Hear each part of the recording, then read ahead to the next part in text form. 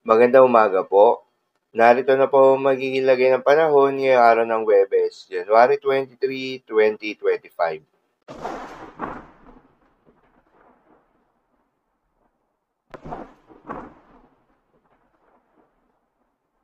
Sa kasalukuyan na tayo sa pag-asa, patuloy na umiiral itong shear line o yung salubungan ng malamig na northeast monsoon at mainit na easterlies at nakakaapekto sa may eastern section ng Southern Luzon at Visayas.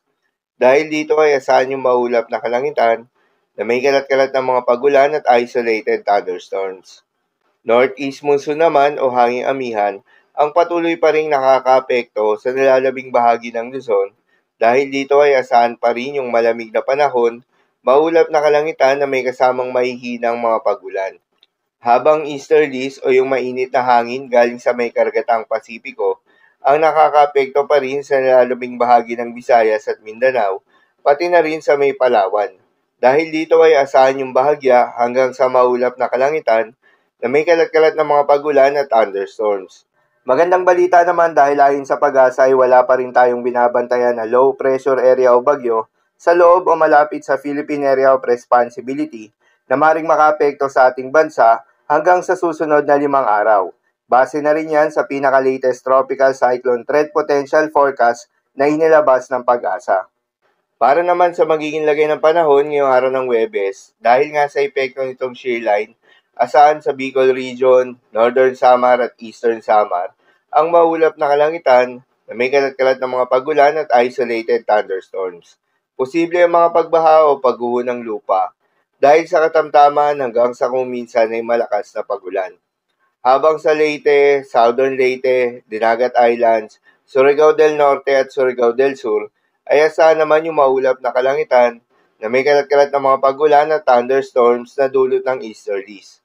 Posible rin ang mga pagbaha o pagguho ng lupa dahil sa katamtaman hanggang sa kung minsan ay malakas na pagulan.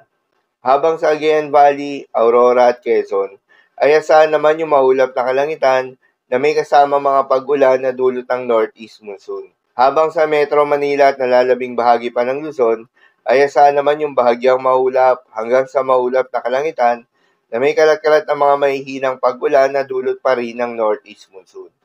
At sa nalalabing bahagi pa nga ng ating bansa ay asahan naman yung bahagyang maulap hanggang sa maulap na kalangitan na may kalat-kalat ng mga pag-ulan o thunderstorms na dulot ng easterlies. Posible rin ang mga pagbaha o pagguho ng lupa during severe thunderstorms. Kaya naman sa mga apektadong lugar, ingat sa mga posibleng banta ng pagbaha at pagguho ng lupa, lalong-lalo na sa mga lugar na inuulan na noong mga nakaraang araw pa. Para naman sa magiging lagay ng mga dagat baybayin, ayon sa pag-asa ay wala pa rin tayong nakataas na gale warning sa anumang seaboards ng ating bansa. Ngunit iba yung pag-iingat pa rin sa mga papalaot ng mga kababayan nating mangisda at yung may mga maliliit na sasakyang pandagat, lalo na sa may northern seaboards ng Luzon, dahil inaasahan pa rin yung katamtaman hanggang sa malo na karagatan, lalo na kung meron tayong offshore thunderstorms activity. Asahan yung paglakas ng hangin at kaakibat nito yung pagtaas ng mga pag-alon. Banayad hanggang sa katamtaman ng mga pag-alon naman ang asahan sa nalalabing bahaging seaboards ng ating bansa. So, yun lamang po para sa lagay ng panahon ngayong araw ng Huwebes. Keep safe, everyone.